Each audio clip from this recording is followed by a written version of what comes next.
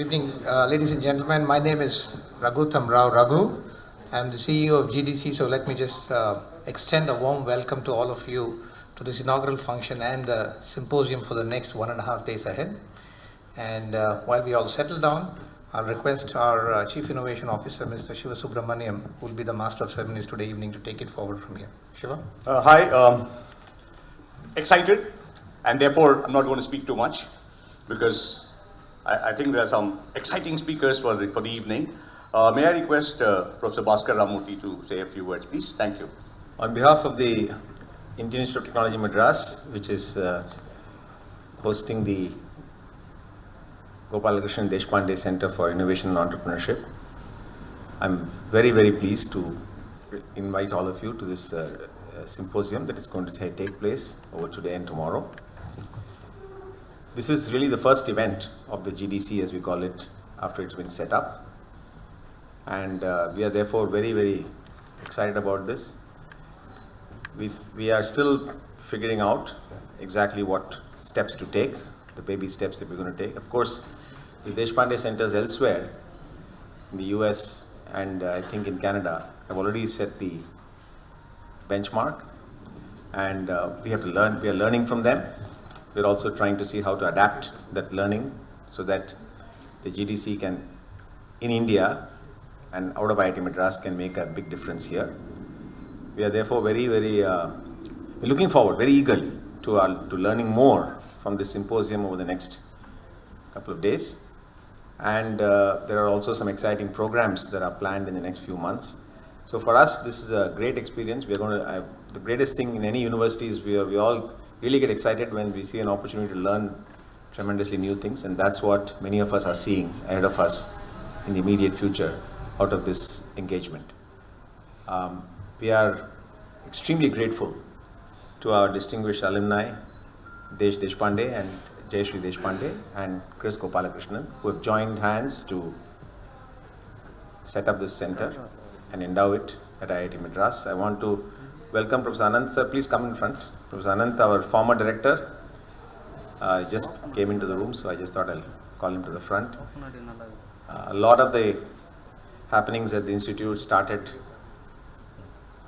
in the 10 years when he was helming the institute, so I want to express my gratitude to his leadership. We are seeing the fruits of many things now, and our innovation and our entrepreneurship ecosystem is now widely acknowledged to be among the best in the country. But there are huge gaps, and there are many, many good ideas and many unsolved, very difficult problems, unsolved problems in India. And the gap between these two is quite huge and yawning in many cases, and therefore problems don't get solved, ideas don't get realized.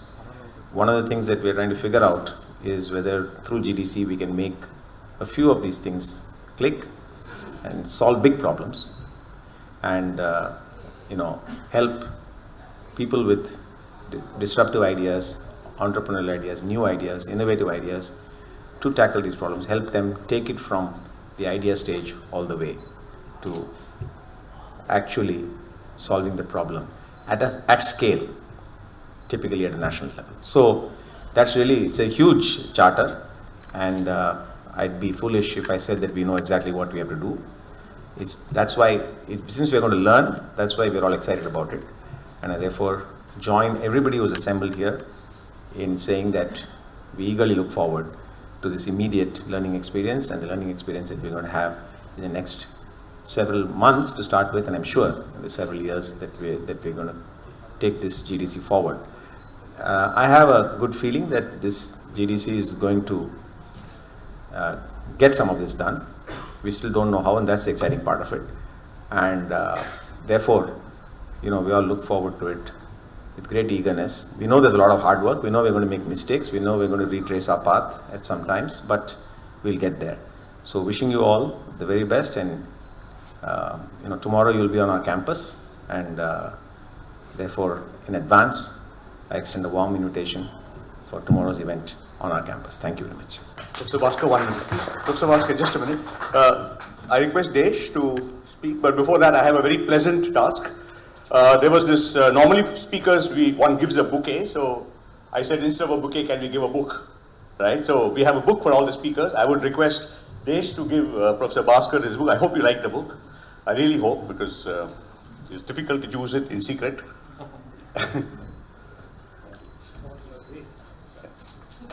Thank you. Well, good evening. I'm Deshpande. IIT Madras graduate, 1973, so a long time ago. It's always nice to be back in the campus. I want to welcome you all, Professor Anant, particularly my friends from Canada and United States who have traveled a long way to be with us here today. And, I think the universities have always played a very significant role in the world. But with a lot of the innovation that's going on, they have a particularly more important role to play. And also, in some ways, they have an obligation because they're all funded by the taxpayers' money. And so they have to be relevant. They have to be relevant to the local problems, to the world problems, and they have to solve significant problems. When I left IIT Madras in 1970, so all the companies that we did in the 70s and 80s, a lot of the core technology actually came from places like Bell Labs, because those were the days when we had monopolies like AT&T, IBM, and they could afford to do a lot of research. In fact, in some ways, they were so big, they came up with a lot of ideas, but they couldn't commercialize. And a lot of us sort of commercialized a lot of the great ideas that they came up with. But now, given that it's a global competition, companies cannot afford to work on basic ideas, core ideas. They can work on incremental improvements to the products, but they can't work on the breakthrough ideas. So the center of gravity for expansion of the human knowledge has clearly moved back to universities. And so the universities are essentially in two businesses. One is to expand the human knowledge, and secondly, to train students so that they can not only also expand the knowledge, but also create impact with that new knowledge that we gain. And so it's very important that universities find ways to expand that human knowledge in a way so that we can have social impact and economic impact and create a virtuous cycle so that the impact that we create has the ability to feed it back into more research, and the research can create even bigger impact. And unless we can show this is globally, not just India, whether it's India, Canada, United States, or any country, unless we can do that, I think it's going to be harder and harder to justify as to why the taxpayers should spend so much money on funding research, because it is a significant portion of the resources that gets spent on the research. And so I'm very excited that everybody, you're all the people who have made significant difference with your research, have championed many research that can have it, but we can't have it happen just in pockets. I understand in India, we spend about $2.5 billion every year funding research. And so that $2.5 billion should pay for itself. And so I'm very excited that we have a core group of people here who are the real difference makers in terms of how do we make sure that we reach beyond the campus and connect to the real problems so that the research is directed to solving those problems, as opposed to coming up with fantastic ideas in isolation and then trying to go look for the problems where it can have impact. That's a very bad supply chain. Any idea is a good idea, but if you create a lot of ideas that can have impact 150 years from now, 200 years from now, that's not going to really create this virtuous cycle. This is not to say that we should not fund basic research. Basic research is very important. Those are the people who are working on fantastic creative ideas that will have a huge impact, and they should continue to work on the basic research. But people who are involved in translational research, if there's a way we can develop a methodology so that that research can have a bigger payback, I think we will create a virtuous cycle. And this is a work in progress. Doesn't matter which country you go to, whether it's the United States or Canada or India. And there's a lot that we can all learn from each other. And I'm really looking forward to the discussion over the next couple of days to figure this out and then start some prototyping within India and then hopefully scale it with the help of everybody in this room here. So thank you, and I'm really looking forward to the conversation next couple of days. May I request Kris to hand over the gift to Desh, please? And I hope you like it. And thank you. Kris, can you also give this book to Jayashree? Yeah, thank you. Good afternoon, everyone, and let me add my welcome to everyone to the symposium, especially to our guests who have come from far away outside India.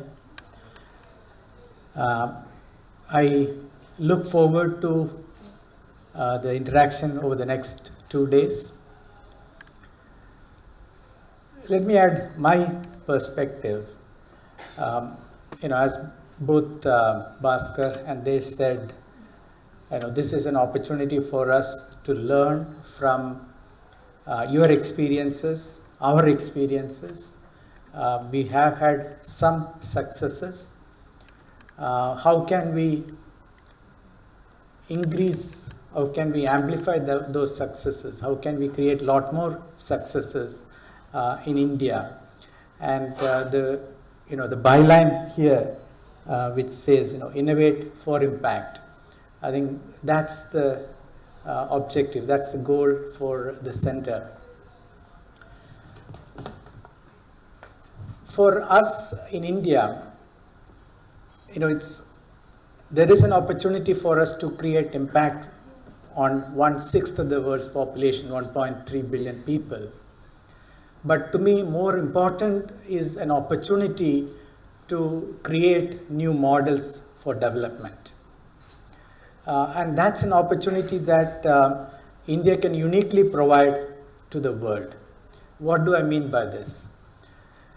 If you look at the model for development in the 20th century, which was consume and develop, where we have learned now that consumption-led development has created significant problems in terms of resources, consuming resources, in terms of borrowing from the future. India is at the stage of development where the development has to happen over the next 20-30 years. We are at a per capita income of about $2,000 today, and the GDP is expected to double over the next, let's say, 10 years and quadruple beyond that actually. That means significant development has to happen over the next 20 years. A concrete example, about 4% of people today own cars in India. But their income levels are growing, and that 4% will probably increase dramatically, because one of the first purchases you make as you become better economically is actually a car, maybe a house, right? A dwelling. So imagine, large number of Indians buying cars. And already you can see our cities are getting polluted. There is no space to drive those cars. So what is the model for public transportation or private transportation? What kind of cars should they be? Are there better models for development? Now this, you can now look at every single sector. And this is the opportunity I believe India provides to the world. And that's why I believe that there is an opportunity for us to all collaborate and work together in figuring out what is the better model for development in the 21st century. We have gone through the digital revolution. Even that has left us with significant problems in terms of the fake news and the social media and things like that. So every one of the developments that happened over the last 30, 40 years have left us with significant problems actually. And India is right now embarking on its own development journey over the next 30, 40 years. That's a wonderful opportunity for us to now reimagine and rethink what that development journey should look like. with, for example, with the development that have happened in, the intersection of biology and computers, we can transform how medical care, healthcare is provided to the 1.3 billion people. It has to be affordable. It has to be delivered at the location, at the place where the person resides, which is primarily in tier 2, tier 3 cities or rural areas. Now, how do we provide that? We already have less number of physicians, doctors, less number of nurses, less number of hospital beds. Everything is a challenge. So how do we find a solution for these things? And that's why impact is extremely important, and these problems are very, very big problems.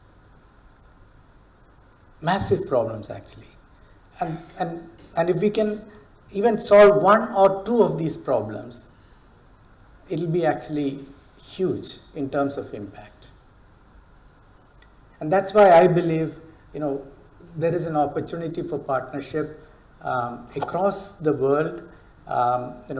We will, of course, learn, but in exchange, I believe that you will actually benefit from, your knowledge and your technology to actually solve the problems differently than how it has been solved in the last 30, 40 years. And that is exciting for me, and that's the opportunity I see in front of us. We don't have all the answers, and we probably are not going to take the same steps that you have taken. So there is a opportunity to innovate. There's an opportunity to disrupt. There's an opportunity to think outside the box. On the positive side, today, the technology has advanced so much so that, the amount of money that we need to spend in developing a new idea is probably much less than what it was before. If you just look at the cost of computers and things like that, significantly less. So we have an opportunity to reimagine and come up with new ideas. We have an opportunity to impact large number of people. We have an opportunity to look at the entire world as the area to impact, and that's what I look forward to. This symposium is an opportunity for us to learn and exchange ideas. You will probably hear about some of the things that are happening in India and some of the things that we are doing today, but maybe more importantly, you'll listen to or you hear about the problems that we are trying to solve, and we will learn from you how you have solved some of these problems, and together then we'll figure out what is the new way to solve these problems. I'm looking forward to the next 2 days, and thank you all for participating. Professor Nagarajan, just 1 minute. Professor Nagarajan, can you? Kris, you. Yeah. Professor Nagarajan. Good evening and welcome to everyone. Few days ago, I sent a mailer to our 50,000 plus alumni base about the 3 T's of giving back: the time, talent, and treasure. But I think there are certain individuals, there are certain alumni who transcend the 3 T's because they've pretty much done everything we can ever ask them to do. And I think foremost for us among these are Jayashree, Desh, and Kris. So I want to start out by thanking them for all that they have done for our institute. Also want to point out that even though they have individually done a lot for the institute, this is the first initiative to which they have lent their names together, the first Gopalakrishnan Deshpande Center. So I'm particularly pleased about that. IITians are known for being innovative and entrepreneurial, so it's not surprising that initiatives along these lines have enjoyed tremendous support from our alumni. In fact, there's a popular opinion that half the tech startups in Silicon Valley have Indian names associated with them, and virtually all of them are IITians. And In fact, I recall Professor Anand saying a few years ago that if we could somehow keep these minds here instead of going to Silicon Valley, we could create our own Silicon Valley. And I think we have succeeded to a large extent in making that happen with the IIT Madras Research Park and the various incubators there. In fact, a few years ago, one of the newspapers ran an article saying IIT Madras is India's Stanford. May have been a little premature at that time, but now I think we do fit the bill. I think IIT Madras does definitely have one of the strongest innovation/entrepreneurship ecosystems in India. So our alumni do continue to support us in many ways in innovation, entrepreneurship initiatives. By the way, another point I should note is, if you look at our current graduates, almost 10 to 15% of them are actually spurning job offers from large companies and choosing to join startups, and many of them are choosing to start their own companies. So this whole entrepreneurism is becoming really entrenched, and I'm sure that we will see this nexus with alumni only growing stronger in future as more and more of them turn in that direction. I'm very happy to say that the cradle of all creativity on campus, which is the Center for Innovation, was funded by our class of 1981 when we had our silver reunion in 2006. And you could make an argument that it was really the start of something big on campus. In December 2016, we had a 10th year reunion of students who had spent significant time at the Center for Innovation. And virtually all of them have now become entrepreneurs. And the most remarkable thing was the very, very strong correlation between the time that they had spent in the Center for Innovation and the success they were enjoying as entrepreneurs. Many of them regarded the center as their home away from home.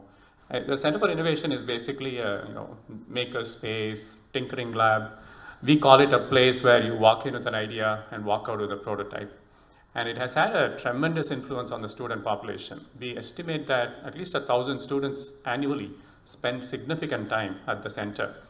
The other differentiator there has been the fact that because these students are actually working on products, doing stuff with their hands, literally making stuff, the nature of the startups coming out of the IIT Madras ecosystem seems to be quite different from what you see in other institutions in India. Very heavy tech focus, deep tech, product technologies, which I'm sure long-term has wonderful repercussions for the country. So the Center for Innovation was one of the first major alumni-led initiatives on campus to promote innovation. A couple of years later, the 1984 batch had their silver reunion, and they wanted to come up with something that would mimic the success of the Center for Innovation, and they created a Center for Social Innovation and Entrepreneurship, which tries to give students a nudge towards social enterprise. Initially, that center started as more of an education and research-based initiative, but over the years, it has really transformed itself to now becoming a capacity builder, technology implementation agency, and also an outreach organization. They actually work with school children to promote innovation and entrepreneurship and teach them about social entrepreneurship at a very young age. And they work with nearby colleges to build up their capacities as well. So the Center for Innovation and the Center for Social Innovation and Entrepreneurship together have created, again, a very vibrant ecosystem for our students to go through. In addition to this, of course, the most recent example has been the Gopalakrishnan Deshpande Center for Innovation and Entrepreneurship. There's actually a bit of rhyming there if you catch it. It's CFI, it's a Center for Innovation. CSI is the Center for Social Innovation and Entrepreneurship. And GDSI, as we call it, is the Gopalakrishnan Deshpande Center for Innovation and Entrepreneurship. So they all fit together really well.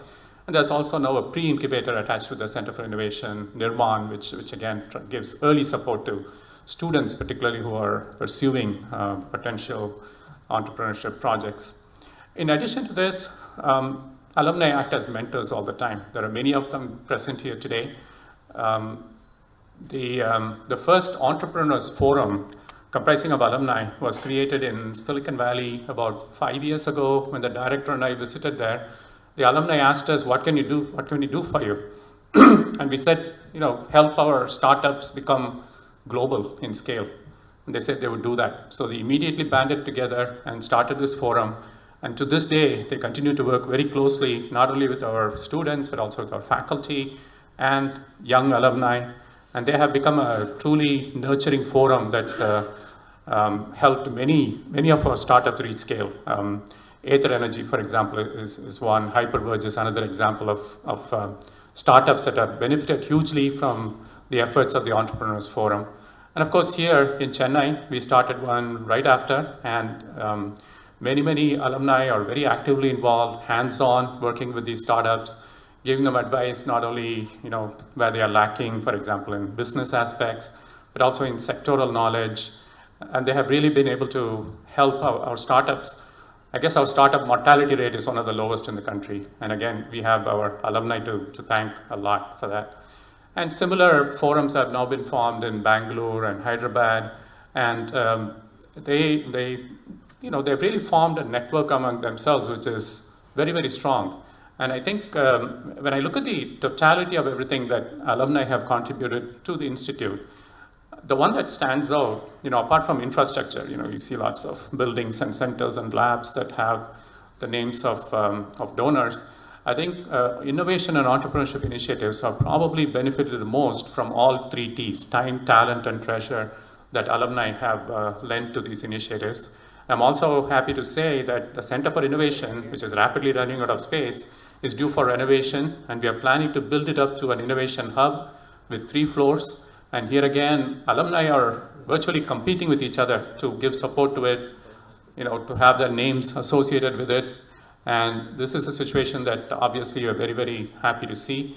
And looking forward to the future, I think this nexus between the Institute and alumni will only continue to grow in strength in this innovation and entrepreneurship space, and I very much look forward to being part of it. Thank you. Thank you, Professor Nagarajan. Professor Krishnan Balasubramanian. Professor Krishnan Balasubramanian. Very good evening to all of you, and first of all, I'd like to thank Desh, Jayashree, and Kris for making a very unique center happen at IIT Madras. Innovation and entrepreneurship is something that I think already is quite effectively spoken. It's a very complicated structure. Needs many pieces of a puzzle that has to come together for creating a difference, given the fact that we are in a very complicated industrial and business world today. So what does GDC, I will ask to speak a little bit about GDC, and just want to let you know that I think it's something that we are trying to figure out right now. But our initial thinking is that GDC will make a few parts of this puzzle fit better in the innovation ecosystem within the campus and slowly permeate it across the country. One of the programs that we are trying to have, and that's something that you will hear more about, is a program that is modeled very similar to what is called the I-Core program at US, which is sponsored by the National Science Foundation, wherein what we like to try to do is to take ideas and deep research results from labs across the country and try to find an opportunity for that to become either a product or a process within the industrial environment. And we are planning to run the first program probably in March, April this year. And we have already sent out applications, and we are expecting about 10 to 12 applications to be filtered out and selected for this program. And the idea here is that while the ideas are excellent, the customer validation and customer discovery is a process that often escapes the passionate inventors themselves. So the question is, can that be provided? Can that be provided wherein the innovators work with mentors and work with professionals to understand the nature of business, to understand who will buy what you have to sell and at what price and what form. And this customer discovery phase, we believe, will lead to better ideas, better products, better solutions, which can then go through the process of incubation. We also might also try our best to pick a few and try to see how some of these ideas can make a small difference, given the fact that we are a large nation with numerous needs. So in this journey, we have just started. We started, actually what you're seeing as GDC is just the three of us here right now. Shiva here as CIO, Raghu as the CEO, and myself as the professor, trying to figure things out. So I think we will go through a journey over the next year or so. We will get more clarity. We hope to have the symposium at least once a year in India. I think next year's symposium, it's possible that we will have it in IIT Bombay. I think Anand is on the backside. Hopefully he's agreeing to that. But, and we also have more of these I-Corp type of programs, not only at IIT Madras, but also across the country. We will try to also develop a mechanism so that this I-Corp programs permeates across the campuses in India. So we look forward to your participation in the two-day symposium. We have 4 keynote talks, 1 today, 2 tomorrow, and 1 on the Tuesday morning. We have 5 panel discussions, and I think we have excellent speakers in all the panelists. In addition, what we have done is we have created enough opportunities in between for networking and interacting. The hope is that, and we are documenting all of that, and it should be available through YouTube and videos later, provided everybody is okay with that. The idea here is to try to bring an India focus to these concepts. Some of these concepts are validated very well abroad, but anything that you do in India needs an India focus. It needs certain differences in terms of how you apply it. So we would like to discuss that over the next couple of days, see where the new challenges are and where the differences are, and hope that by the end of this 2 days, we will have a better picture of where GDC should position itself within India and globally. On the afternoon of Tuesday, we have a small tour that we have arranged. Anybody who is available and willing, please do join us. Please do register. The tour is for the 2 different entities that's been already spoken about. One is the Center for Innovation that's within campus, which is a student-led outfit. And then, of course, we will go to the Research Park, which is has several interesting entities. We'll primarily focus in the Research Park on the incubation side of things, but then I'm sure that's a new experience for many of you who have not visited that yet. So thank you so much for being here, and thank you so much for accepting our invitation to come to the symposium. Looking forward to some excellent discussions and learning a lot from this, and GDC will benefit tremendously from this symposium. Thank you so much. Thank you, Professor Krishnan. May I request Raghu to hand over your book, please? Thank you. Yeah, thank you very much. I would request Desh to introduce the next speaker. Desh, Eddy. Well, it's my pleasure to introduce Dr. Eddy Campbell, a scholar and a good friend. His scholarship is in mathematics. He's a mathematics scholar. But a few years ago, he decided to lead a University of New Brunswick, a university that I went to after I graduated from IIT Madras. And then it was under Eddy's leadership that we set up the Deshpande Center at University of New Brunswick. So I've gotten to see him closely for the last probably 6-7 years.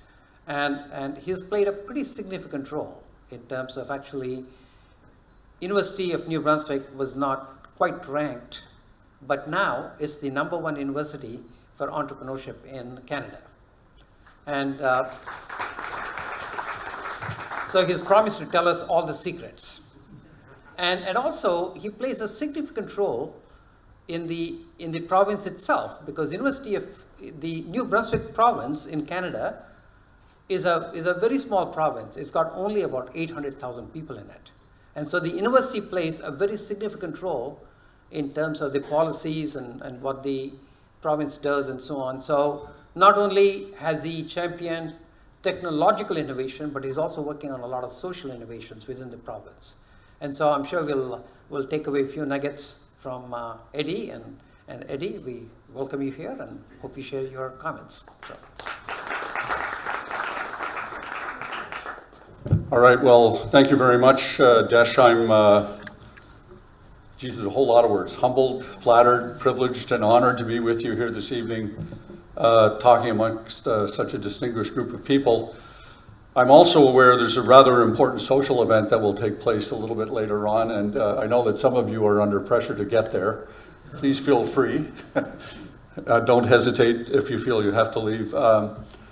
I do feel quite at home here. The IIT Madras finds itself in the middle of a forest that's actually quite familiar to those of us from New Brunswick, which is similarly full of trees. I have to say, however, the weather is just a little bit different. When I left Fredericton, it was minus 20 degrees Celsius. A temperature almost none of you are very familiar with unless you have traveled to a place like Canada. I think it's very interesting for us to be here. The reputation of the IITs is global. You are recognized to be among the very best in the world. It is therefore a special privilege for us to come to visit you and to learn from you about these issues we're here to discuss, innovation and entrepreneurship. We are doing some work of our own. I think what's really interesting to hear, very common themes and lots of ideas that I think are familiar, as one of the speakers said, that these have been tested and used. But one of the things I did learn from Desh as we began our discussions around creating the Deshpande Center was the importance of local leadership. Culture matters, context matters, and if you don't have people who know at a deep level the culture in which they find themselves, these ideas will essentially just bounce off and not have very much impact. So one of the most important features of the work that we need to do is to identify the leaders that we have among us and to empower them to make the kind of changes we must have if we're going to be successful on a global scale. I also want to take a few minutes here at the front end of my remarks to say how important I think the university role is in the future, in particular in light of the trends we see around globalization and internationalization. And in particular, what we see is universities around the world acquiring international students, trading faculty and staff back through exchanges.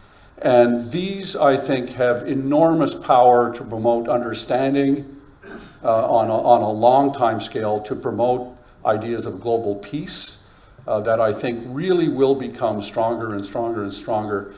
This human instinct that we see to resolve our differences through conflict will become less and less and less the more we understand each other, the more time we spend with each other. And consequently, I have to say, one of the things that I think is most important about the opportunity we have today with this interaction is to commit to the idea of trading people back and forth, not just ideas. And I'll say more about that towards the end. I have to say it's one of the great pleasures of my job is to travel around the world and meet our alumni and others and talk about the opportunities we have to work together. Just a little bit about my university. We are 233 years old this year. We are the oldest English language university in Canada. As Desh referenced, we live in a rather small province. It's never been particularly wealthy by Canadian standards, but I think in fact that is a strength. Not having a great wealth of resources has forced us to be good partners and good collaborators and to think hard about how we interact with the world around us. Like the IITs, and particularly the one here in Madras, we recognize that innovation and entrepreneurship are key differentiators for us and real opportunities for us to make a difference.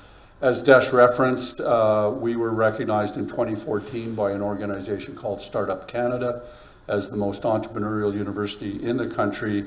What that did for us more than anything else was to validate the set of activities we have in this area and to let us know that the things we were doing really did measure up. And that matters. You want to be measuring yourself against the best and testing your ability and your ideas and your accomplishments. So that was important to us. We actually have 6 centers that promote entrepreneurship and innovation at our institution. I want to tell you a little bit more about the way the Deshpande Center was born. We had invited Desh up as a very distinguished alumnus in a strategic planning exercise to tell us his thoughts on innovation and entrepreneurship as a way of embedding them in that plan. That plan was approved. I went to Boston to meet with Desh and to give him a copy of our plan and to say, I think you will see here, Desh, some of the ideas you were promulgating at our university during your visit in this document. And Desh sort of picks it up and says, this is a very nice document. I want to talk to you about creating a Deshpande Center at your university. I will give you some money. I want my funding matched, and I want it up and running in 6 months. I don't know how agile the IIT Madras is, but let me trust you, for any university in Canada, that timeline is a very significant challenge. But I am glad to tell you that we met it. In October, I was back and we had approval for the Deshpande Center, and Jerry Pond, that Desh referenced, high-tech entrepreneur in New Brunswick, had been more than happy to step in and help us create the Deshpande Center. It does some exceptionally interesting work. One of the lessons we took away from Desh, and I think this is one of the most important things for us educators to realize, he said words to me on the order of, you have about 550 faculty, you have some 10,000 students. The scale of things demands that you get your students all excited about these ideas. They will make a much more significant difference over time than your faculty possibly can. It's a lesson we have taken to heart. I also want to recognize that we have with us 2 colleagues from our J. Herbert Smith Center for Technology Management and Entrepreneurship, which was established in 1988. This is one of the reasons we have strength in this area. We've been at it for a long time, in the form of Dhirendra Shukla, who's the director, and his colleague Dominic Blakely, who used to work for me before he'd found greener pastures. And these 2 fellows have made an absolutely tremendous difference along the lines that we heard this evening, where there are hundreds and hundreds of students getting turned on to these ideas. And boy, do they ever do well. They are hired at a far faster rate than the other students that we have. They are really, really in demand locally because of the reputation that goes before them. I want to say a few words about the way the university, we are trying to transform the university to address the kinds of issues that the speakers this evening addressed before me. We are forming research clusters. These are where we have faculty expertise which overlaps. We bring them together. We go out and we identify industries that are potential collaborators, and we try to gather them around us. This is voluntary on the part of our faculty. They must see that there is an advantage for them in their research program in order to participate. The advantages that happen, because we are working with industries, the problems that they are working on are relevant to those industries. And in fact, they sit down as a group and try and agree on the priority order in which these will be addressed. So as a professor, you have to give up some of your independence in order to participate in building that list of problems, and agree that although you felt it was the most important thing we could be doing, it's number 5 on the list. If you are able to agree, what are the advantages? Well, there's significantly more funding that flows into the cluster because of the industry participation. More visitors, more students, more ability for the university to hire more professors in this area as the collaboration develops. We've been able to do this in a number of different areas. 2 of the ones that are most advanced are in the area of smart grid technologies, where we have the New Brunswick utility company, NB Power, the Nova Scotia utility company, Emera next door, Siemens Canada, but in fact Siemens is a global company. They can choose to work with anybody around the world. We're pleased, very pleased that they've collaborating with us. We also have a really strong research cluster in the area of cybersecurity. And there we've been working with IBM. And in fact, IBM is also part of the Smart Grid initiative because of the need for cybersecurity when you're building the operating system for the utilities of the future. Those are things that I think are going extraordinarily well. We know this is a big part of our future. I will say for us, essential components are an academic director of the cluster. This is a person whose responsibility is to sell the virtues of the working in the cluster to the rest of his or her colleagues. And an innovation director, and I think this is a component that really, really matters. The innovation director is responsible for what we would describe as push and pull. So the push is associated with wandering around the cluster, remaining current on what is happening, looking for commercialization opportunities, either with one of the industry members in the cluster, or by creating a startup, typically led by students after this opportunity is identified.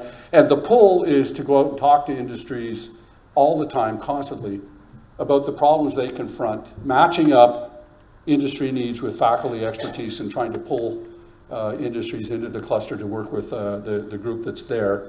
Lots of issues in there, lots of hard work to do. You have to negotiate essentially all the time. Let's be candid here. Industry timelines are typically very different from academic timelines. There are real issues and tensions that have to be addressed there. It's important to be honest and direct with each other. It's also important for us as administrators at universities to recognize that not all of our professors are suitable for this kind of work, and those who are unable to respect the timelines that industries must have addressed should really be encouraged to continue with their traditional work of publishing in peer-reviewed journals. And this is a good time for me to insert into this conversation the word balance. As a university, we must have very strong applied research. We must have these kinds of clusters doing the kind of work they are doing.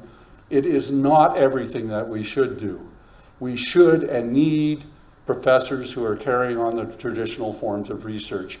As Desh was referencing, there is work that will not see an impact for, say, on the order of a century. I think in particular of the recent discovery of gravity waves. I have no idea what potential applications there will be of this new discovery, but there will be in the future. We just simply don't know what it is yet. And we are, I would offer you the view, decades away from knowing what those applications will be. But it will have really high significant value. I do want to say a few words about the social innovation side of the house that Desh has referred to.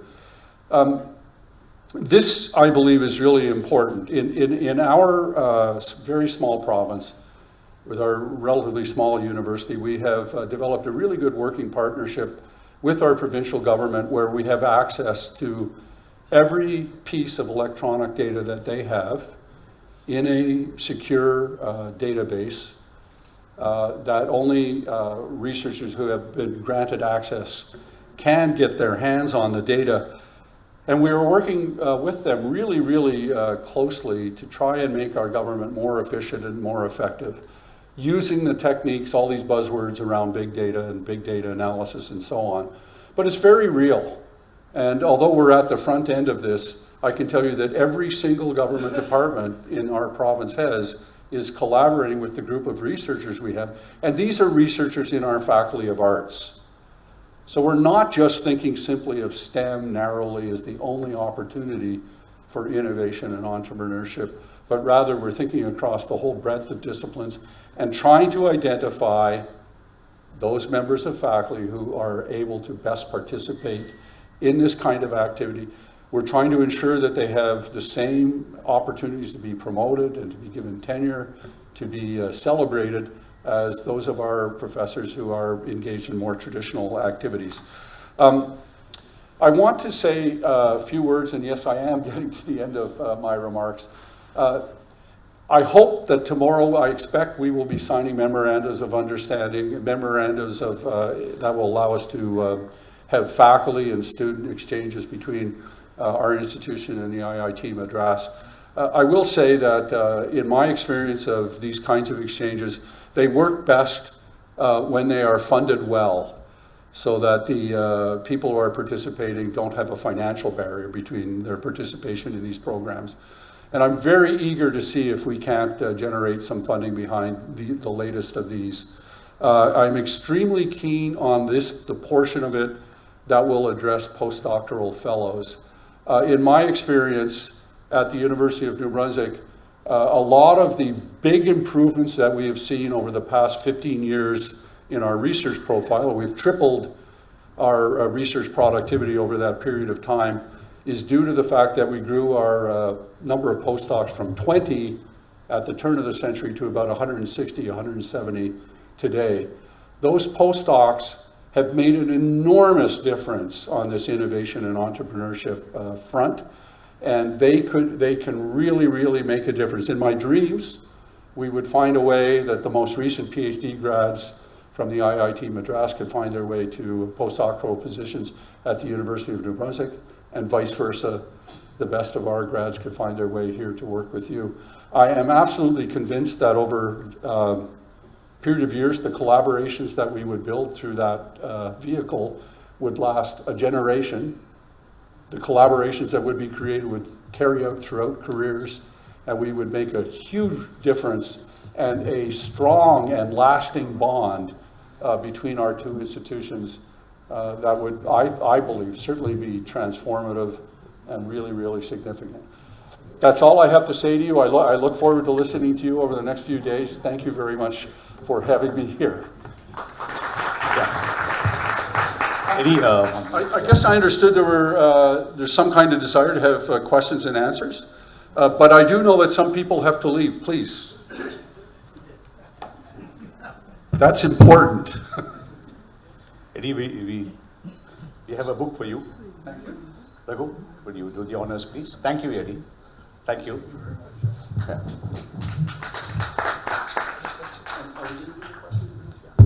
Do we have anyone with questions?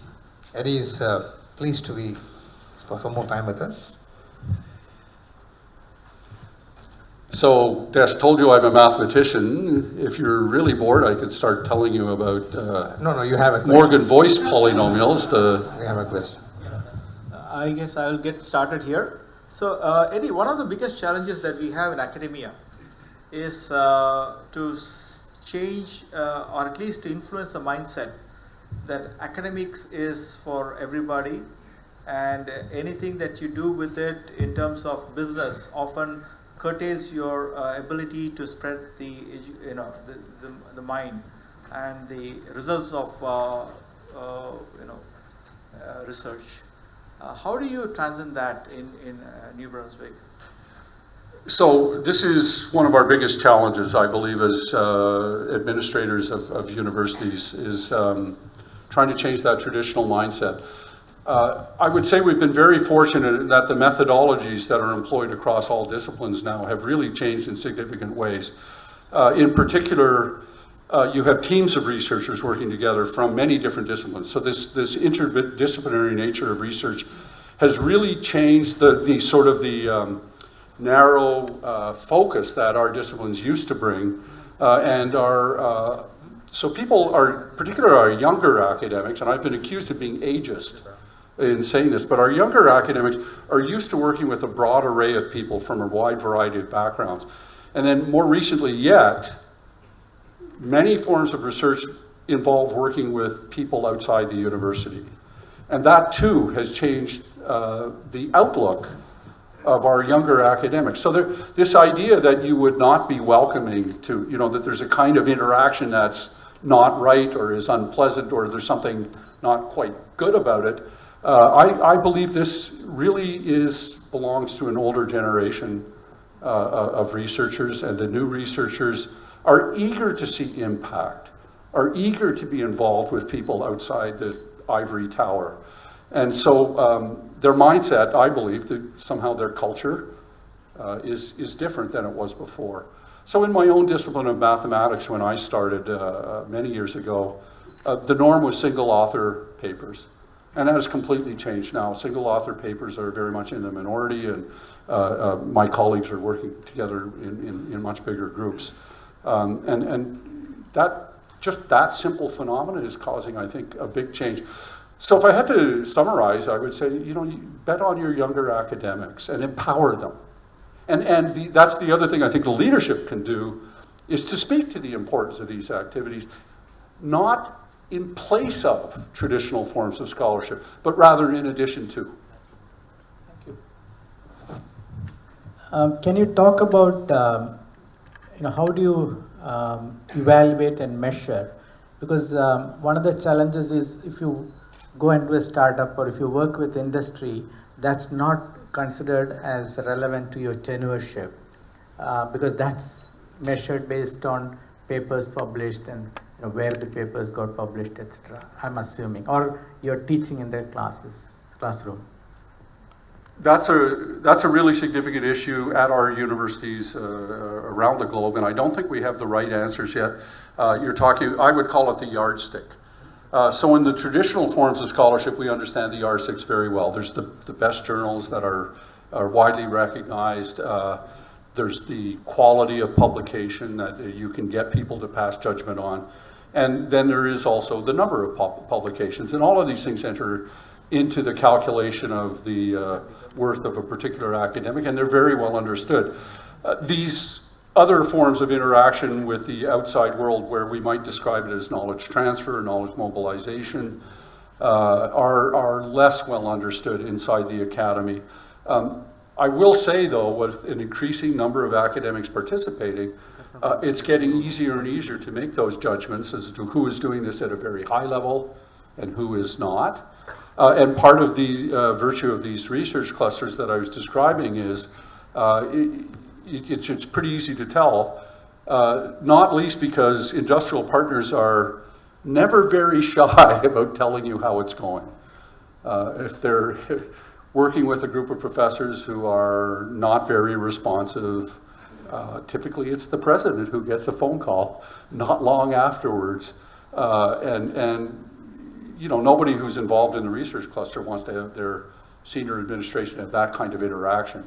So we still have a lot of work to do on that front. Again, what I say, I wander around my university talking about the value of this kind of activity.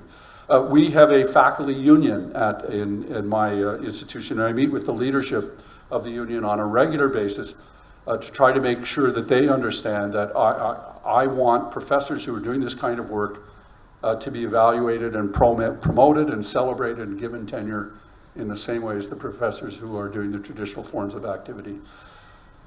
So, not least because the difficulties people have in this line of work is not with me, or their deans, or their chairs, it's with the committees that assess them for promotion. And so you have to get the message through to the ordinary faculty members on the ground that this is not just an acceptable activity, but it's an activity that we must have and that we should promote. Not to the exclusion. Again, there's where the terrain gets a little bit difficult. If people feel that traditional forms of scholarship are being undervalued or supplanted, they will be hostile. So you must never let people believe that traditional forms of scholarship are going to go away. So, what is the yardstick you can use? Is it how much money they brought in or how many startups they created? Because you have, for the traditional scholarship, you have measures which have been developed over hundreds of years, actually. Whereas for these new forms of this thing, what is the metric that you will use to evaluate them on par with the other side? So when we're talking about the kind of activity that we see in the J. Herbert Smith Center that Narendra leads, yes, absolutely, the number of startups supported, the amount of activity. I would offer the opinion, the number of people from the outside we've brought in, similar to what's happening here. We want our startups to succeed at a much higher rate than they would otherwise, and we believe bringing in expertise from people who've been there and done that as mentors to help ought to bring the rate of failure down. And we've seen a lot of that. I think we have 78 startups launched in the last 10 years, Dhirendra, which is roughly the time he started. Yeah, those are all things, but we have to understand them better, and startups are not the measure necessarily that you're going to use on the social innovation front. So when I talk about this group of people working with our provincial government, I want different sorts of measures. Yet again, and they're not yet all that clear.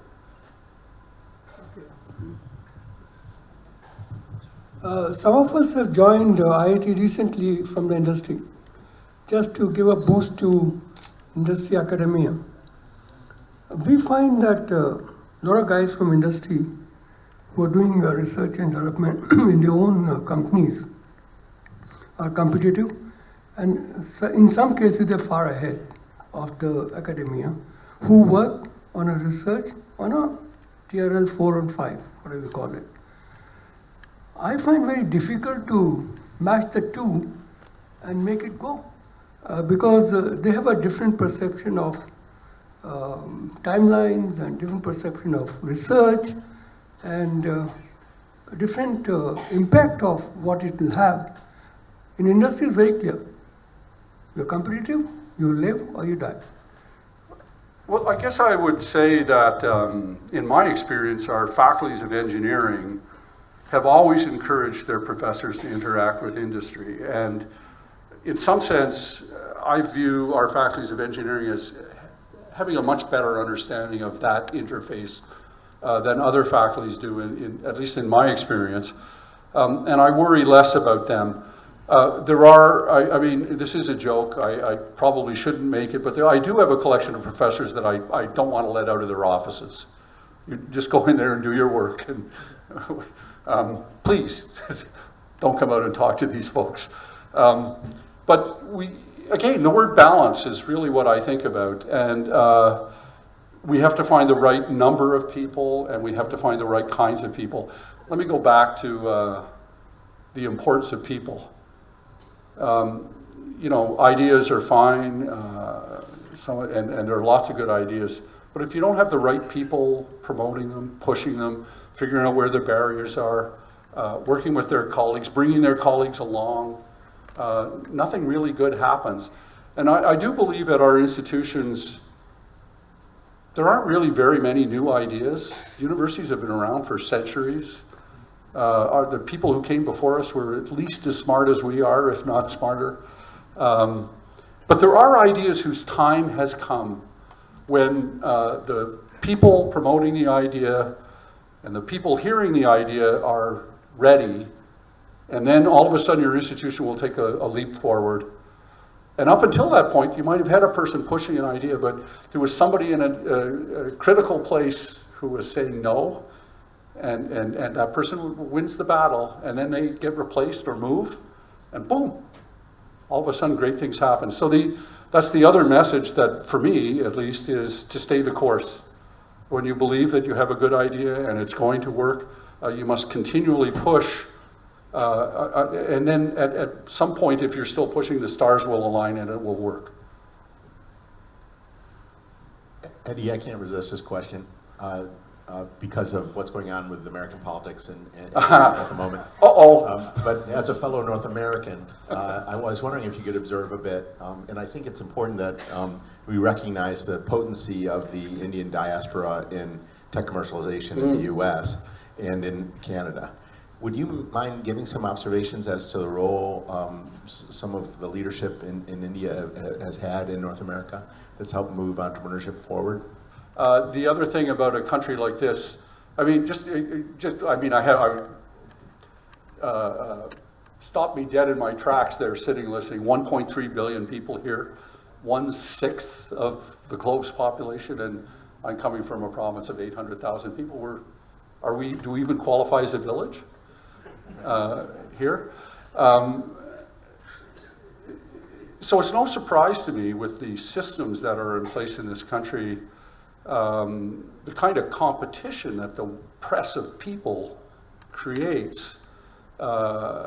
means that smart people find their way, and some of them find their way to our part of the world, and boy, do they ever make a difference. That's not the least part of the reason why I'm here, trying to promote an exchange.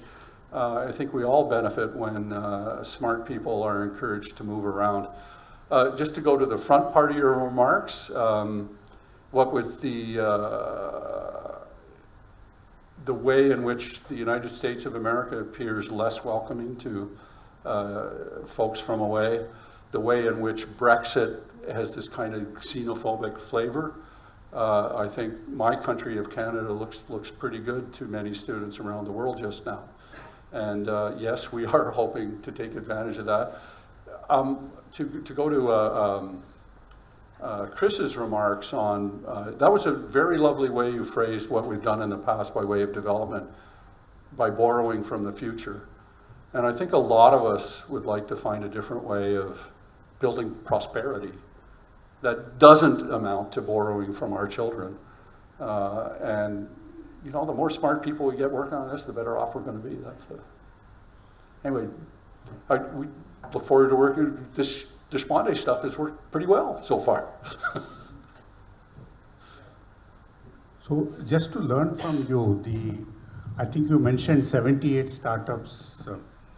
Have they been predominantly faculty related, or were they faculty and students, or faculty and external people? So one of the things there are two kinds of accelerators that Dhirendra has built out of the J. Herbert Smith Center. One of them is called the Summer Institute, and that really belongs in the area of the creative economy. And that typically is, I don't know, a mathematician like me would say a bit on the artsy side. And so typically those are students and others who show up with some kind of idea for a business, and then they get run through a kind of ringer with other people. There's an architect who's involved in critiquing it. There's one of the mentors is a woman who created a gymnastics business, an after-school gymnastics program driving around. So these are not the high-tech businesses, but rather more creative forms of things. And so there's an accelerator on that front, and then there's an accelerator called H.E.A, which is focused on creating startups in the energy sector.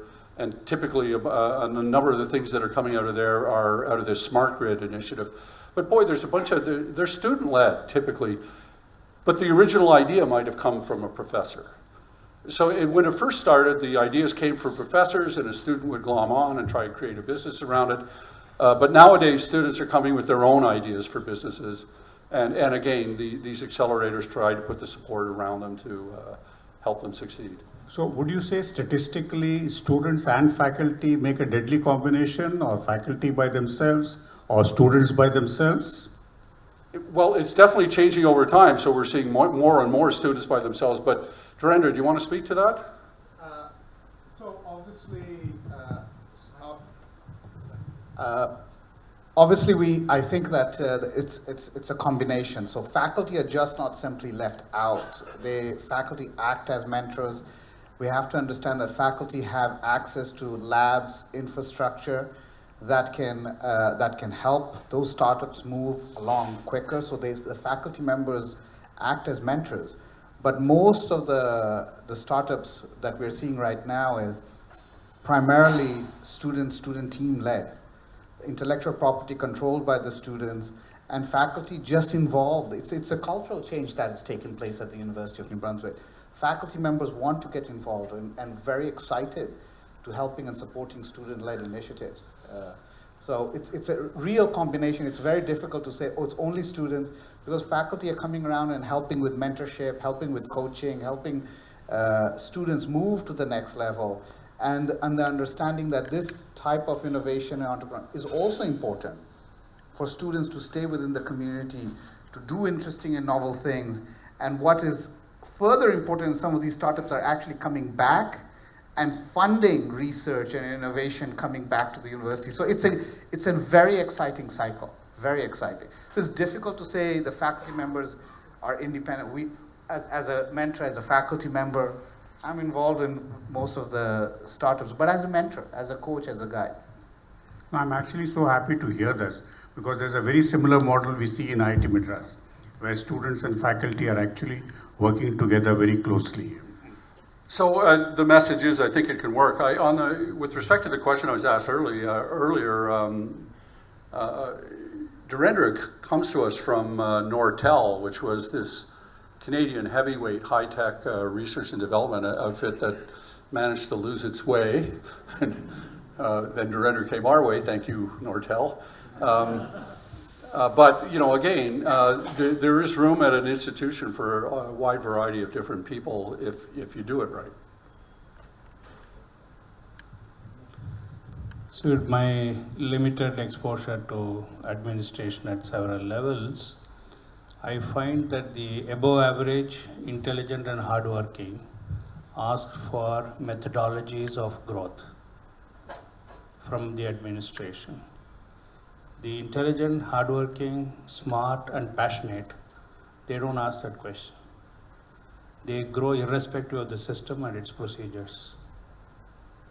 What proportion do you see in your university belonging to the second class?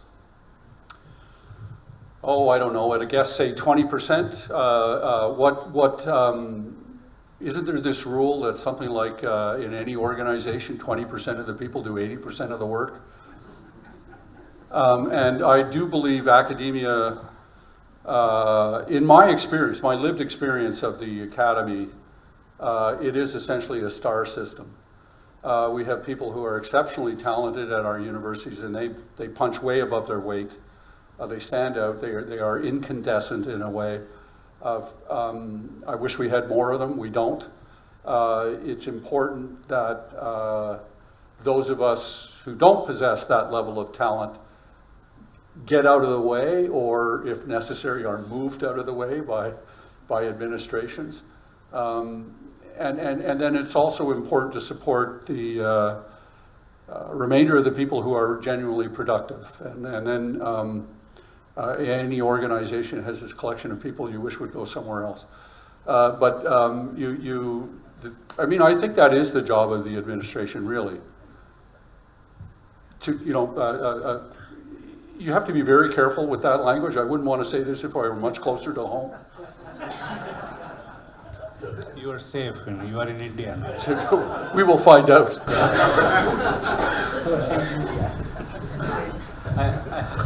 Well, I have a couple of questions. The questions are to the mathematician in you. Some time ago, there was a discussion in one part of India, South India, which grew mathematics quite significantly for 800, 900 years. Many people who are concerned about mathematics, they started an institute there. The belief, the reason why they started this institution was the kind of feeling that mathematics is dying. And several institutions feel this. India in academies, we talk about mathematics as a subject needs a lot of push than other subjects. Do you see this in Canada? This is the first question. The second thing is that how innovation can probably support this sort of emergence of mathematics as a core discipline. How can you bring in innovation into mathematics? So many institutions, the number of startups in mathematics, in fact that is it's almost zero in several institutions. How do you sort of take advantage of this emerging interest in incubation to promote mathematics? Well, I don't have a good answer to that question. In fact, my experience of this is not as, I don't want to say disheartening, that's too strong. But back in the mid-90s, I was part of an effort to get mathematics research in Canada better funded. One of the ways in which the Canadian mathematical community was found wanting by the chief federal funder of research was in connections to industry, and we created this National Center of Excellence, a network center of excellence to get after the university the industry mathematics interface. So to promote programs that would see Canadian mathematicians hook up with industry partners. And the program in and of itself was incredibly successful. It grew way beyond mathematics to encompass every discipline. It started very small with funding of just a few million a year.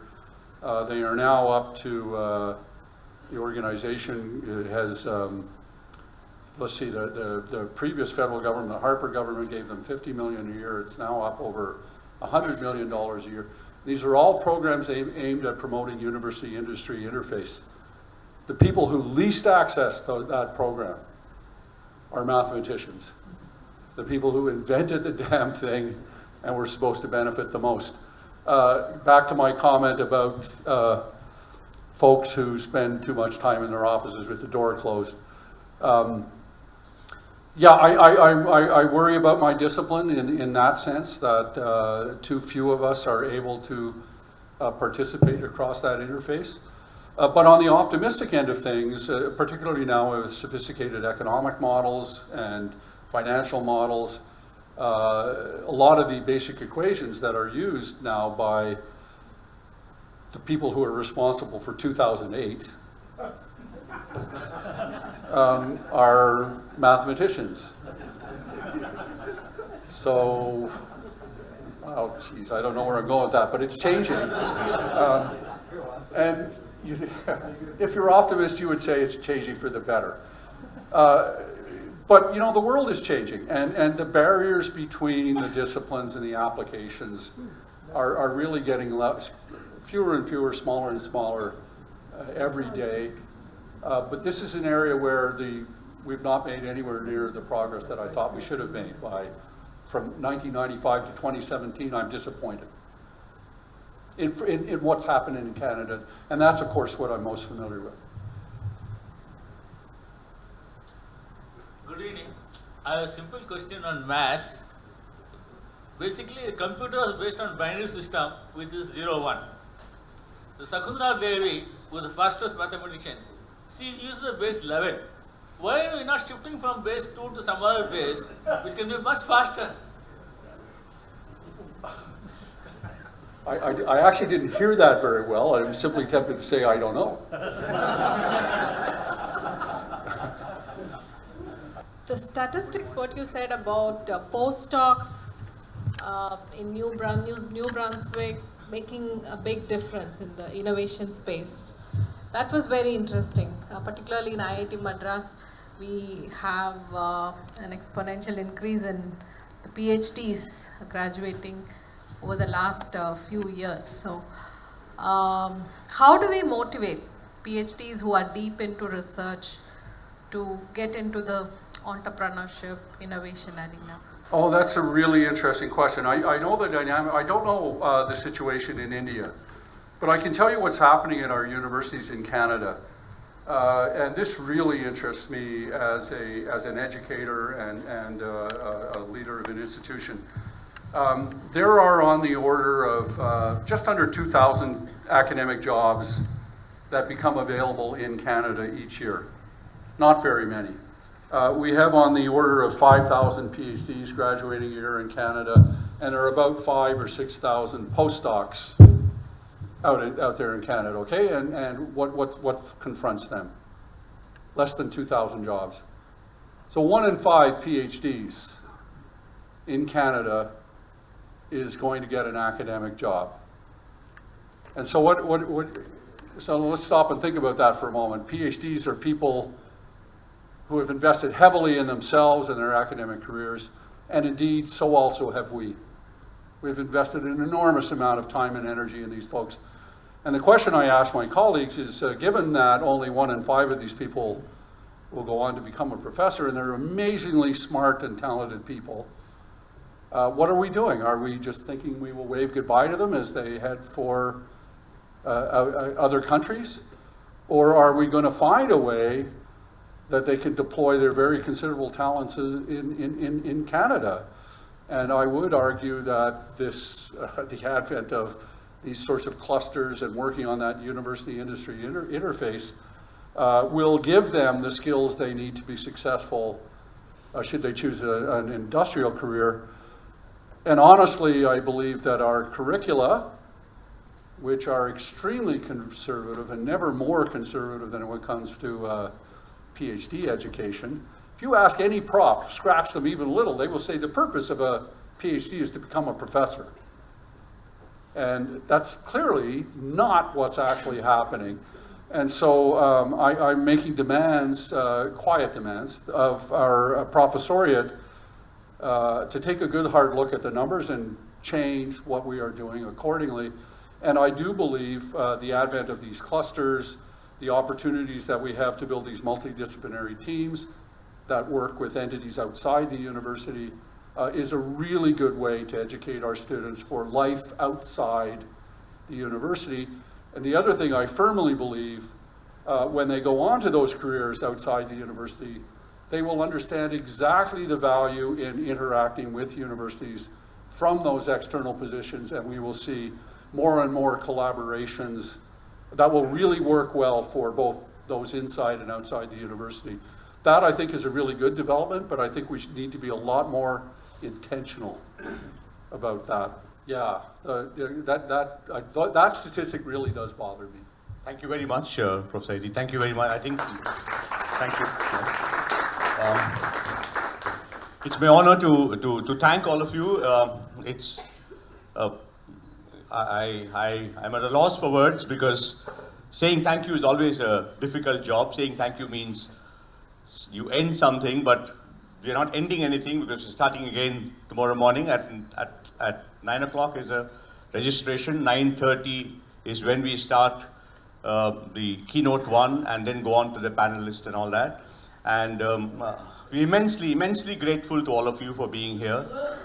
I really don't have any words to express myself, right? So thank you very much. We couldn't have asked for a more knowledgeable, more wonderful, more appreciative, and a more bigger audience. Thank you.